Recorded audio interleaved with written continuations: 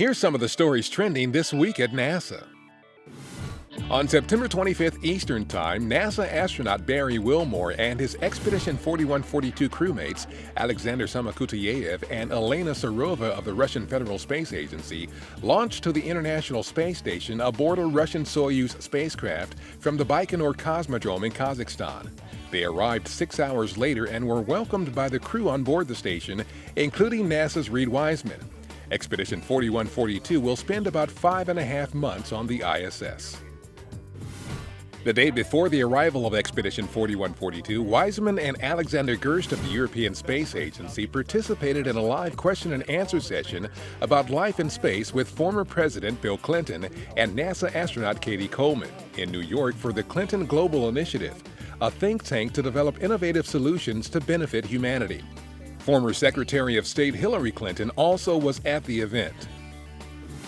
2 days after its September 21st launch from Cape Canaveral Air Force Station in Florida, the SpaceX Dragon cargo spacecraft arrived at the ISS with about 5,000 pounds of supplies and critical science experiments for the space station crew, including ISS RapidScat, a remote sensing instrument designed to monitor ocean winds, and the very first 3D printer in space.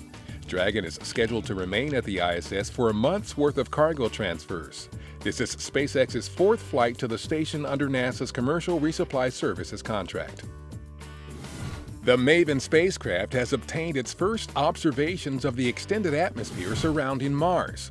About 8 hours after successfully settling into orbit around Mars on September 21st, MAVEN's Imaging Ultraviolet Spectrograph instrument captured these ultraviolet false color images, showing atomic hydrogen and atomic oxygen among other things. Observations like these will help determine the loss rate of these elements from the Martian atmosphere and the amount of escaped water from the planet over time. NASA's Curiosity Mars rover has collected its first sample from the base of Mount Sharp. The powder, drilled from an outcrop of the mountain called Pahrump Hills, is temporarily held in the sample handling mechanism on the rover's arm. The next step will be to deliver it to a scoop on the arm to determine whether the powder is suitable for delivery to the instruments inside the rover for analysis.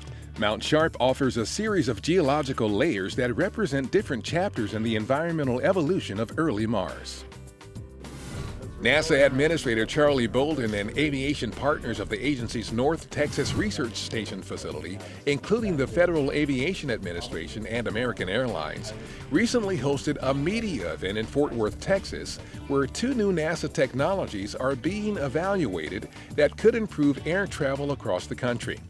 The Precision Departure Release capability could improve the takeoff time predictability of flights, while the Dynamic Weather Routing tool could help flight dispatchers choose more efficient routes around bad weather, the leading cause of delays in the National Airspace System.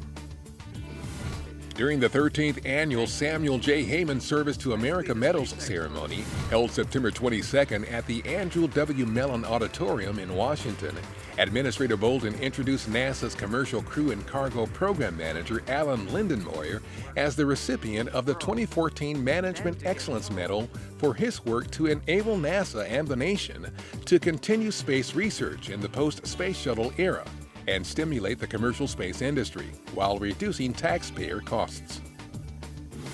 And that's what's up this week at NASA. For more on these and other stories, follow us on social media and visit www.nasa.gov/twan.